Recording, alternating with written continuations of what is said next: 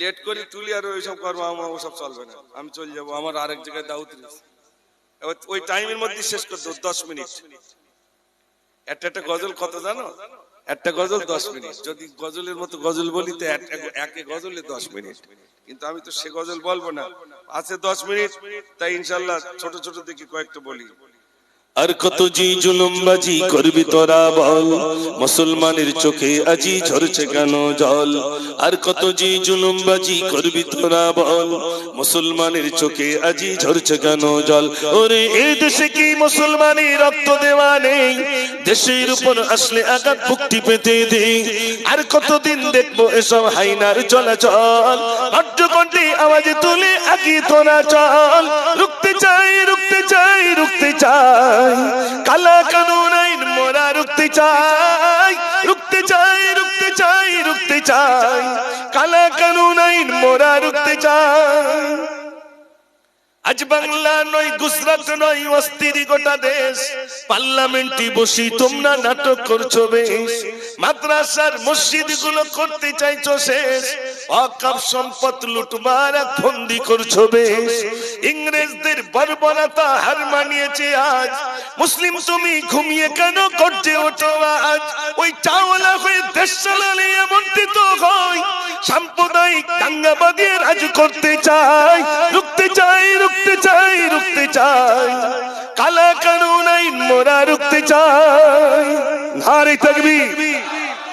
আরেকটু জোর দিতে হবে, ব্রিগেডে যেতে হবে তো আরেকটু জোর দেন। নারে তাকবীর। ওয়াদা ছিল সর্বধর্মের মিলনে চলবে দেশ। হিন্দুস্তানের সংবিধান আজ করতে চাইছো শেষ। অবিলম্বে ওয়াকফ বিল বাতিল করতে হবে, নইলে ঘুমন্ত বাঘ জেগে উঠে ময়দানেতে যাবে। ওই বাগদাদের সম্পদগুলো আগলে রাখতে চাই। প্রয়োজনে জীবন দিয়ে বাঁচাবো সবাই। রুখতে চাই, রুখতে চাই, রুখতে চাই কালা কানুন আইন মোরা রুখতে চাই। রুখতে চাই, রুখতে চাই, রুখতে চাই কালা কানুন আইন মোরা রুখতে চাই। নারে তাকবীর। এই গজল আপনাদের কাছে বললাম। ও ভাই, ওয়াকফ সম্পদ নিয়ে আরো আছে, কিন্তু এই জমিয়তুল উলামা বলি আর মুসলিম পার্সোনাল ল বোর্ড বলি ঢাক দিয়েছে। সেদিন যাবেন তো ইনশাআল্লাহ? বিরিয়ানি দেবে না? বলে কলা দেবে না? কিছু দরকার নেই তো? হ্যাঁ, না তো বলবেন বিরিয়ানি দেবে তো, কলা দেবে তো, হ্যাঁ গাড়ি ভাড়া দেবে তো। যাওয়ার সময় বলো আসার সময় ইকো পার্কের থেকে ঘুরিয়ে আসবে। ওসব না, লাঠির মার ফ্রি, মাঠটা ফ্রি, আর গাড়ি ভাড়া নিজের গাঁটির, এগুলো সব গাঁটির, আর মাঠটা ফ্রি। এটা খেতে হবে। রাজি আছেন ইনশাআল্লাহ? বাপ মার জন্য মার খেতে রাজি আছে? ইসলামকে বাঁচানোর জন্য, কোরআনকে বাঁচানোর জন্য, কবরস্থানকে বাঁচানোর জন্য আপনি আগিয়ে যাবেন তো ইনশাআল্লাহ? তাহলে তাকবীর জোরে দেন। নারে তাকবীর, নারে তাকবীর, নারে তাকবীর। মাশাআল্লাহ, চাঁদপুরের ভাইরা সজাগ হয়েছে আলহামদুলিল্লাহ। তবে আমার একটু রাত্রি আসলে ভালো হতো, আওয়াজটা অনেক দূর যেত, কিন্তু আমার সন্ধ্যেবেলা ভাই লেগেছে, কিছু করার নেই। ঘাগু তো দাও, তো মোটামুটি সন্ধ্যেবেলা এসছি, কিছু করার নেই। আবার একজন লিখেছে বড় ভাইকে হাতে করে দিলাম মাটি। এই গজলটা একটু বলবেন। এদিকে আসলে গজল বলতেই হবে মুজফ্ফরে।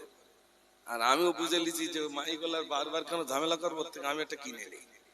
কিনে আমার কানে দিয়ে রেখে দিই, যা হয় ওদিকে হোক, আমার কানে হলি হলো। বড় ভাইকে হাতে করে দিলাম মাটি, সর্বদাই ভিজে আছে আঁখি দুটি। বড় ভাইকে হাতে করে দিলাম মাটি, সর্বদাই ভিজে আছে আঁখি দুটি। তোমারি ওসিয়াত আজ মনে, তোমারি স্মৃতিগুলো ভাসে নয়নে। সবই যে খোদার লীলা ও গো বড় ভাই, তুমি যে কেমন বড় আজ মনে হয়। বড় ভাইকে হাতে করে দিলাম মাটি, সর্বদাই আঁকি দুটি। তোমার সাথে ছিল তোমার ছোট ভাই, নিশ্চয় দেখেছ তুমি মৌতের সময়। কলমা পড়েছিলাম 3-3 বার, আর না পেলাম আমি মোর বড় ভাই। বড় ভাইকে হাতে করে দিলাম মাটি, সর্বদাই ভিজে আছে আঁকি দুটি। নারী তাকবীর, আরেকটু জোরে দেন নারী তাকবীর। এবার একটা গজল শোনাই। আমি চাঁদপুরে মাঝে মাঝে কালেকশন করতে আসতাম, পাকাটি টাকাটি লিখতে আসতাম। মাদ্রাসা যখন জলসা হতো তখন পাকাটি লিখতে আসতো। চাঁদপুরের মানুষ একটা আলাদা ভাবে দান করে, আলহামদুলিল্লাহ। যাই হোক, তো সেই সময় যখন মাদ্রাসায় প্রথম আসি